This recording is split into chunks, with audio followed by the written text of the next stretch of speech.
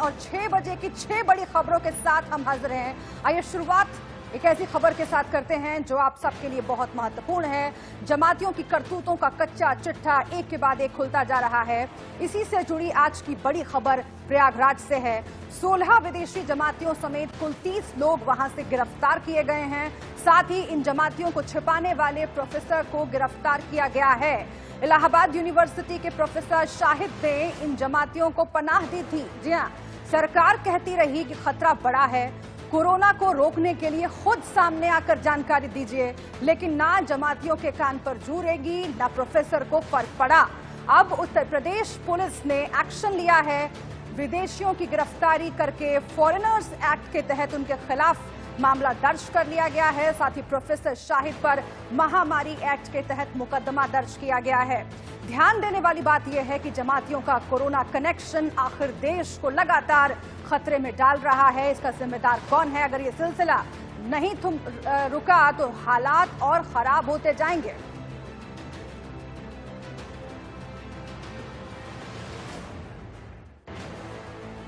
और आइए आपको बताते हैं कि प्रयागराज के गुनहगार जमाती किस किस देश से ताल्लुक रखते हैं और पूरा कच्चा चिट्ठा इन जमातियों का हमारे पास है। आप देखिए, इंडोनेशिया के 7 विदेशी जमाती इसमें शामिल हैं, थाईलैंड के 9 जमाती इसमें शामिल हैं, केरल का 1, पश्चिम बंगाल का 1, मस्जिद से जुड़े 2 लोग हैं जिन्हें शामिल किया गया है गिरफ्तार किए गए लोगों में।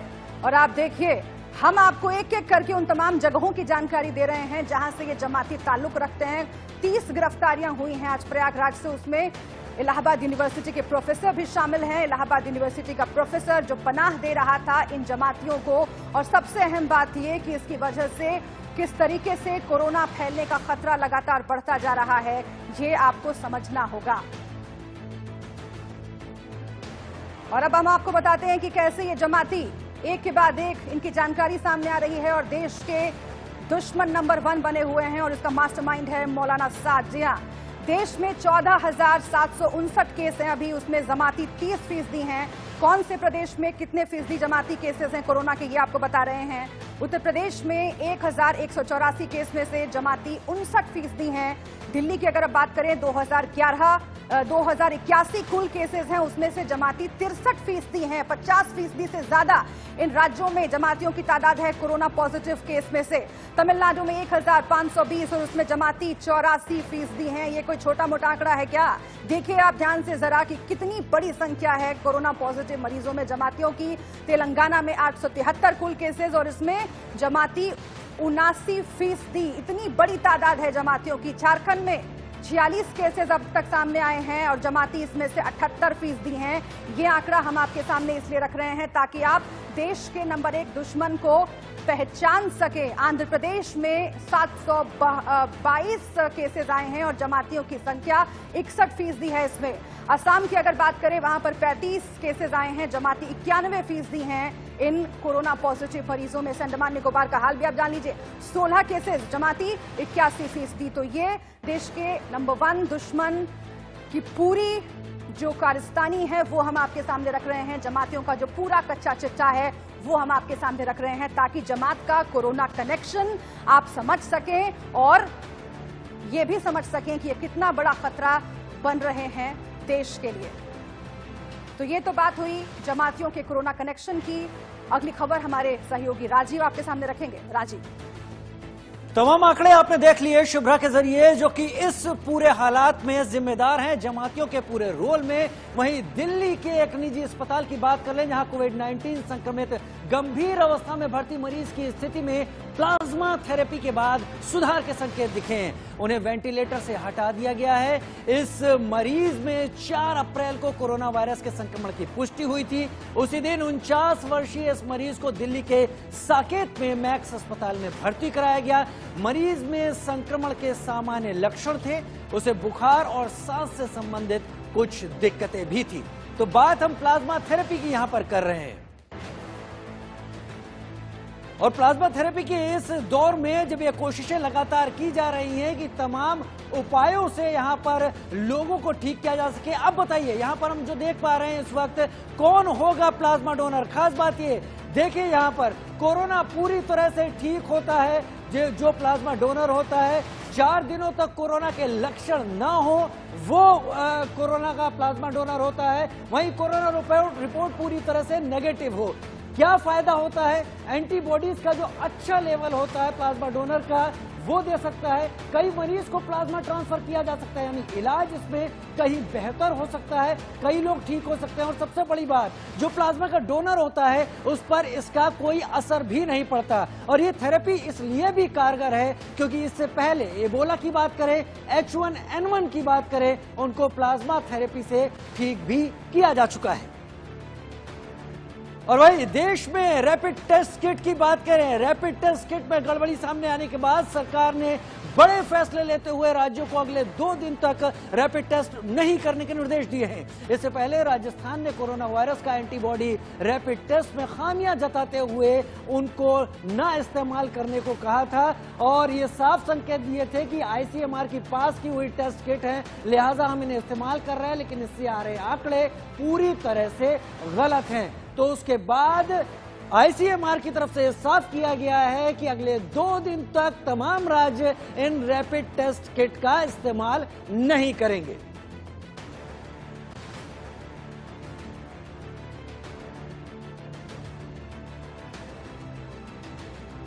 और देश में रैपिड टेस्ट किट क्या फेल हो रही है? सरकार ने 2 दिन तक रैपिड टेस्ट करने पर रोक क्यों लगाई? इस पर हमारे संवाददाता अजीत श्रीवास्तव ने देश के 4 बड़े डॉक्टर से खास बातचीत की। के डॉक्टरों की टीम है, इनसे जानने की कोशिश करेंगे आखिर जो ये रैपिड टेस्टिंग किट है या जो टेस्टिंग होती है, जैसे कोरोना वायरस का पॉजिटिव रिजल्ट कैसे पता चलता है, डिफरेंसेस क्या क्या होते हैं। तो यही समझ लेते हैं कि पहले तो इभास के डायरेक्टर हमारे साथ मौजूद हैं। निमेश सर, सबसे बड़ी बात जिस हिसाब से बात करें हम कि रैपिड जो टेस्टिंग किट अभी जो आई है जिससे टेस्टिंग कराए जा रहे हैं, कितना हम कहें परसेंटेज में वो एक्यूरेट बताता है बाकी टेस्टिंग के अलावा?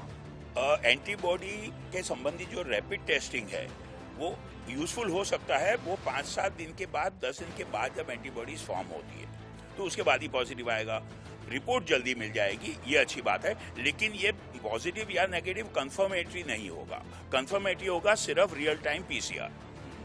तो टाइम भी उसमें रिपोर्ट में ज्यादा लगता है, कॉस्ट ज्यादा है, समय ज्यादा है। तो जिस हिसाब से ICMR ने ये बातें कही डॉक्टर साहब कि एक जो एंटीजन टेस्टिंग की बात है या एंटीबॉडी टेस्टिंग, तो रैपिड टेस्टिंग और इन दोनों में डिफरेंसेस क्या है और रियल टाइम में डिफरेंसेस कितना होता है?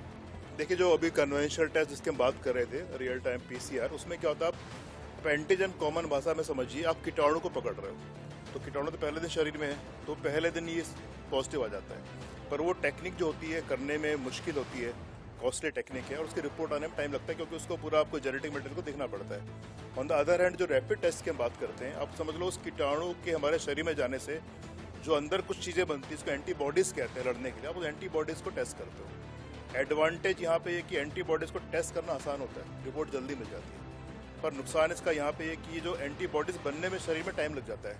अगर आपने पहले, दूसरे, तीसरे दिन किसी का टेस्ट किया तो उसका एंटीबॉडीज़ ना बनी हो तो टेस्ट उसका फिर नेगेटिव आ सकता है, उसको होते हुए भी, कोरोना होते हुए भी, तो 5वें 6वें दिन जाके पॉजिटिव आता है। तो ये इसका नुकसान है, वो उसके फायदे। तो नॉर्मली जो एंटीबॉडीज टेस्ट जिसे आप रैपिड टेस्ट कहते हैं, हम लोग स्क्रीनिंग के लिए यूज़ करते हैं। अगर इसमें पॉजिटिव आता है तो PCR टाइम से उसको कंफर्म करना जरूरी होता है। चलिए, एक बहुत बड़ी बात जिसे सर समझना चाहेंगे कि सर आपने जो पूछा उसका मैं जवाब वापस देता हूँ। आप जो पूछ रहे थे क्या डिफरेंस है, एंटीबॉडीज और रैपिड टेस्ट में कोई फर्क नहीं, एक ही चीज़ है। जब एंटीबॉडीज बन जाती 6-7 दिन बाद, उसके बाद जो टेस्ट करते हैं वो 10 मिनट 15 मिनट में दिखा देता है। पर वो जैसे कहा, चूँकि उसको 6-7 दिन लगेंगे, पता नहीं लगेगा, उससे पहले करेंगे तो नेगेटिव आ जाएगा। तो बाकी दूसरा जो टेस्ट करते हैं उसमें कुछ टाइम लगती है और पैसे भी ज़्यादा लगते हैं, ये सस्ता भी है। लेकिन सस्ते में पता भी तो नहीं चल रहा ना कि अगर पॉजिटिव है नहीं है, नहीं पता लगेगा, 7 दिन बाद पता चलेगा। 7 दिन बाद। लेकिन डॉक्टर साहब जिस हिसाब से ये क्या रैपिड टेस्टिंग सही है?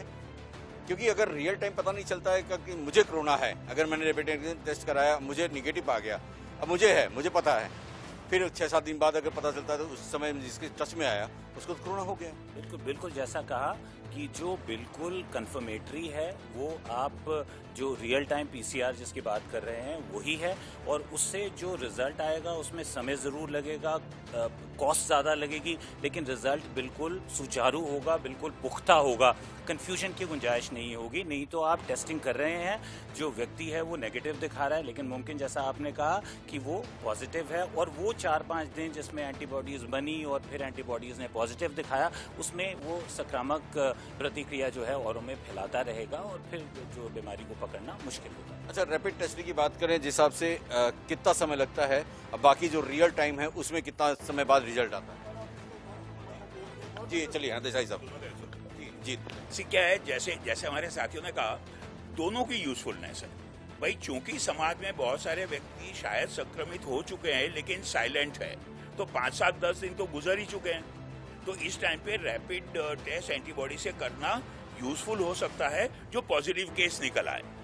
खतरा ये है कि उसको नेगेटिव टेस्ट आए तो उसको हम फाइनल नहीं समझ सकते। उसके बाद या तो थोड़े दिन वेट करके रिपीट करना पड़ेगा या कंफर्मेटरी टेस्ट पीसीआर करना पड़ेगा। तो यूजफुलनेस दोनों की है बॉस, लेकिन कहीं ना कहीं यूजफुलनेस जरूरत तो खैर दोनों चीजें। तो 4 डॉक्टर आपको बता रहे थे रैपिड टेस्ट किट को लेकर क्या गाइडलाइंस हैं और क्या असर होता है। वहीं आईसीएमआर की ओर से बयान जारी करके कहा गया है कि राज्य 2 दिनों तक रैपिड टेस्टिंग न करवाएं। नजरअंदाज करना नहीं है। हम लोगों ने यहाँ जो दिल्ली में किया था हमारे लोगों के पास से, उसमें तकरीबन 71% जो RT-PCR पॉजिटिव थे उनको ये पकड़ रही थी टेस्ट बराबर। और जैसे टाइम जाता है, 7 दिन का टाइम अगर हो गया तो वो पॉजिटिव आने का चांस भी बढ़ रहा था। लेकिन ये वेरिएशन देखते हुए हमने 2 चीज़ें ठहराई। अगले 2 दिन में हम हमारे 8 इंस्टीट्यूट्स को फील्ड में भेजेंगे और जो किट्स हैं उनमें से वो लॉट्स लेके उसको टेस्ट करके वैलिडेशन करने की कोशिश करें। फील्ड में वैलिडेशन होगा, ये लैब में नहीं होगा। दूसरी बात हमको एक करना है कि सारे स्टेट्स को ये सलाह देना है कि अगले 2 दिन ये टेस्ट किट्स इस्तेमाल न करें। 2 दिन के बाद में हम क्लियर कट एडवाइजरी देने के पोजीशन में रहेंगे, क्योंकि अगर ऐसे कुछ नज़र आया कि वो बैचेस में प्रॉब्लम है तो हम वो बैच को रिप्लेसमेंट के लिए वो कंपनी को बोल सकेंगे। इसलिए सबने इस वक्त तो भी वो टेस्ट किट इस्तेमाल 2 दिन ना करें और अगले 2 दिन में हम जो भी सही जो रिजल्ट्स आते हैं तो आपको बताएंगे और राज्यों को भी बताएंगे। तो रैपिड टेस्ट किट जो एक उम्मीद बनकर सामने आई थी, क्योंकि 15 मिनट में टेस्ट रिजल्ट आता है, वहीं आईसीएमआर ने साफ किया कि वो अब 2 दिन तक राज्यों को इसका उपयोग न करने की सलाह दे रहे हैं। और इसके चलते एक बात साफ हो जा रही कि देश में कोरोना को लेकर तमाम गंभीरता है। और अब आगे की जानकारी के लिए मेरी सहयोगी सोनल दहिया। तो बिल्कुल रैपिड टेस्टिंग किट पर सवाल उठने के साथ ही रुख करेंगे अगली खबर का। आज लॉकडाउन 2.0 का 7वां दिन है और देश में कोरोना के केस कम होने की जगह दिन भर दिन बढ़ते जा रहे हैं, जो काफी गंभीर और काफी चिंता का विषय है। लेकिन फिर भी कुछ लोग इससे बेपरवाह हैं, अपने साथ साथ दूसरे की जान भी हथेली पर लेकर घूम रहे हैं। आपको हम 2 तस्वीरें दिखाते हैं। एक मुंबई की तस्वीर आप देख रहे हैं, साथ ही साथ हम आपको दिल्ली की तस्वीर दिखा रहे हैं।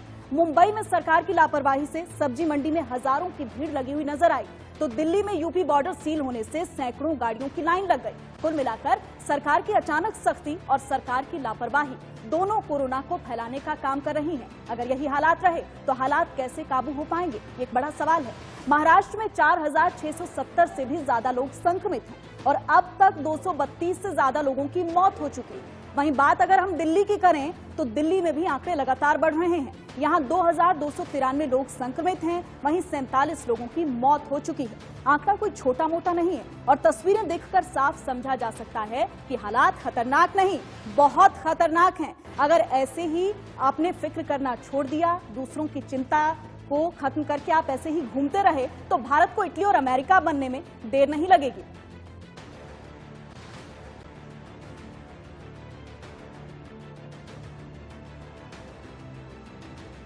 तो देश भर में कई तस्वीरें सामने आई हैं जिनसे देखा गया है कि कैसे लॉकडाउन के नियम तोड़ने वालों पर पुलिस ने कड़ी कार्रवाई की है। कहीं लॉकडाउन तोड़ने वालों को हिरासत में लिया गया तो कहीं बीच सड़क पर ऐसे लोगों को जमकर फटकार लगाई गई। देश के सतना में भी देखी गई, जहां लॉकडाउन के नियमों का पालन करवाने के लिए खुद एसपी रियाज इकबाल सड़कों पर उतरे। इस दौरान उन्होंने एक कार सवार को मास्क न पहनने पर जमकर फटकारा। तो डिलीवरी होना है क्या? अभी है मना कर दिया था, वो दवाई पूछे फालतू की बहाना मत बताओ, सब फालतू की। ले जाओ इनको इधर, ले जाओ, बैठो, ले जाओ। एक कागज रख देते। अरे परमिशन लेके मतलब कि 10-12 दिन चलोगे? विश्वास मानिए सर, विश्वास हम देख रहे हैं, मास्क भी नहीं पहन रहे, इतने पढ़े लिखे हो, गाड़ी इतने बड़े गाड़ी हो, एक मास्क खरीदने के लिए पैसा नहीं है तुम्हारे पास। ले जाओ इसको, ले जाओ। हालांकि इसके बाद भी लॉकडाउन तोड़ने के आरोपी कार सवार शख्स ने एसपी से उसे जाने देने की गुजारिश की, लेकिन एसपी ने उसकी एक ना सुनी और मास्क जरूरी बताते हुए उसे फिर से फटकार लगाई। पुलिस को बेवकूफ बना सकते हैं, बीमारी आएगा तो सीधा ऊपर जाओगे। हम मांगते क्या मांगते? मास्क नहीं, इतने बड़े गाड़ी है, तुमको मास्क खरीदने का पैसा नहीं है तुम्हारे पास। गरीब लोग यहाँ मास्क पहन के चल रहे हैं, ले जाओ उसको। महज इस कार को ही नहीं जब्त किया, बल्कि सतना पुलिस ने लॉकडाउन तोड़ने वाले 200 से ज्यादा और वाहनों को कब्जे में लिया। साथ ही कई लोगों को पुलिस की गाड़ी में बिठाकर थाने में ले गए। और फिलहाल रुकेंगे हम एक छोटे से ब्रेक के लिए। ब्रेक के बाद स्वागत है, मैं हूं रोहित सावल। जी हां, और अब हम बात करेंगे तेल की। जी हां, कोरोना वायरस की वजह से कच्चे तेल के दाम आज बोतल बंद पानी की कीमत से भी नीचे जा चुके हैं। अमेरिकी बाजारों में कच्चे तेल की कीमत लुढ़कते हुए -$40 तक पहुंच गई है। यह पहला मौका है जब कच्चे तेल के दाम में इतनी बड़ी गिरावट देखने को मिली है। आपको बता दें कि स्थिति लगातार हो रही तेल के उत्पादन और तेल की मांग में आई भारी गिरावट की वजह से ये स्थिति पैदा हुई है। जी हाँ, आप देख सकते हैं, हम आपको ग्राफिक के जरिए बता रहे हैं कि किस तरह से कोरोना काल में तेल का भी पानी निकल गया है। जनवरी 2020 की अगर बात करें तो 30.08 रुपए प्रति लीटर की जो कीमत है तेल की वो है, और 12 मार्च की अगर बात करें तो 17.79 रुपए प्रति लीटर, यानी अंतर्राष्ट्रीय बाजार में कच्चे तेल की कीमत की स्थिति ये है। और 1 अप्रैल को आप देखिए 11 रुपए प्रति लीटर ये स्थिति है कच्चे तेल की। आप देख सकते हैं कि किस तरह से कच्चे तेल का सचमुच पानी निकल गया। 20 अप्रैल को आप देखिए 77 पैसे प्रति लीटर अंतर्राष्ट्रीय बाजार में कच्चे तेल की कीमत। तो ये स्थिति है कोरोना काल में कच्चे तेल की। हमारे साथ आकाश जिंदल इस वक्त जुड़े हुए हैं, जाने माने एनालिस्ट हैं आकाश जिंदल जी। आकाश जी, आपका स्वागत है इंडिया न्यूज में। धन्यवाद रोहित जी। जी आकाश जी, क्या कहना, जो ये तेल का जो पानी निकला है ये क्या वजह है? मैं चाहूंगा, क्योंकि ये जो विषय है बहुत जटिल है, आप साधारण शब्दों में हमारे दर्शकों को बताइए कि जो 77 पैसे प्रति लीटर तेल आ पहुंचा है, क्या ये आम जनता को भी इसका फायदा मिलेगा या क्या, किस तरह की स्थिति है ये? आई थिंक बहुत बढ़िया आपने सवाल पूछा। देखिए, सबसे पहले दर्शकों को बता दूं हुआ क्या है। कोरोना के कारण तेल की कंजम्पशन, कच्चा तेल, क्रूड ऑयल की कंजम्पशन पूरे वर्ल्ड में बहुत कम हो गई है, क्योंकि हम सब जानते हैं दुनिया के काफी हिस्सों में लॉकडाउन चल रहा है, इंडस्ट्री नहीं चल रही है, तो क्रूड ऑयल की कंजम्पशन बहुत कम हो गई है। प्रोडक्शन अभी भी जो है काफी हद तक ज्यादा है, तो डिमांड सप्लाई का मिसमैच होने के कारण। और दूसरा, कल क्या हुआ कि सेटलमेंट थी इंटरनेशनल मार्केट में, यूएस मार्केट में, तो सेटलमेंट के समय यह था जिन लोगों ने डिलीवरी लेनी थी उनके पास क्रूड ऑयल रखने के लिए वेयर हाउस या स्टोरेज स्पेस नहीं थी। तो इसलिए कल रात जो हिंदुस्तानी समय के हिसाब से आपकी जो आपने बड़ी अच्छी बात की है, उसके साथ साथ एक और एडिशन कर दूं, क्रूड ऑयल अमेरिका में माइनस में चला गया था। जी हां, हालात ये हो गए थे कि किसी को क्रूड ऑयल अगर बेचना है तो बेचने वाले को उसके 7 पैसे देने होंगे। ये कल रात हालत हो गई थी। हालांकि वो टेम्पररी हुई थी, बिकॉज हालत ये थी कि क्रूड ऑयल की कोई डिलीवरी ले लेगा तो उसके पास रखने के लिए जगह नहीं थी। तो मेरी ऑर्गेनाइजेशन akashjindal.in का मानना है कि ये कोरोना का क्लियर कट साइड इफेक्ट है। अब आपने जो बहुत बढ़िया प्रश्न पूछा है, it's a very nice question which we have asked, कि इंडिया में इसका इंपैक्ट आएगा कि नहीं। देखिए, इंडिया में इसका इंपैक्ट आ सकता है। कुछ हद तक हमें फूड सस्ता मिलना शुरू हो गया है। अब हमारी सरकार को चाहिए, मेरी ऑर्गेनाइजेशन akashjindal.in का मानना है कि क्रूड ऑयल के आगे फ्यूचर कॉन्ट्रैक्ट किए जाएं, आगे के लिए टाई अप किया जाए, ताकि यहाँ पेट्रोल डीजल सस्ता मिल सके। बिकॉज पेट्रोल यहाँ पे हमारे लिए बहुत बहुत इंपॉर्टेंट है, और डीजल हम सब जानते हैं, डीजल तो हमारे लिए लाइफलाइन है। हमारे किसान भाइयों के लिए डीजल कितना रेलिवेंस रखता है आप तो बहुत अच्छे से जानते हैं, आप एक वेटरन जर्नलिस्ट हैं। तो मेरे हिसाब से हम इस मौके को यूटिलाइज करना चाहिए। बिल्कुल आकाश जी, तो ये मौका कहीं ना कहीं इसको यूटिलाइज भी किया जा सकता है। आकाश जी, आपका बहुत बहुत शुक्रिया, इतने कम समय में आपने इतनी महत्वपूर्ण जानकारी दी। और आगे अगली खबर के लिए मैं आप बुलाऊंगा अपने सहयोगी आशीष सिंह। बहुत बहुत शुक्रिया रोहित। अगली खबर अंतर्राष्ट्रीय खबर है। अब आपको दिखाते हैं एक ऐसा वीडियो, अरब सागर में भारत और पाकिस्तान का जहाज आपस में टकराता है। हालांकि ये वीडियो 2011 का है और इसमें PNS Babur Indian navy ship के साथ में टकरा रही है, लेकिन अब ये वीडियो सोशल मीडिया पर खूब वायरल हो गया है।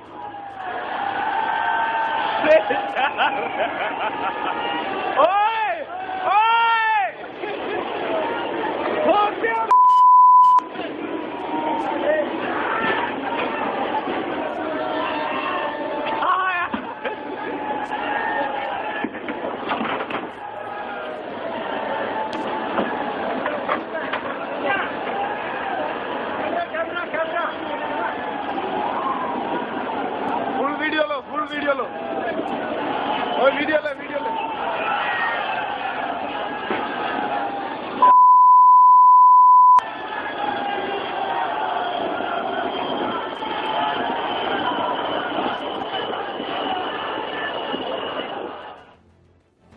2011 के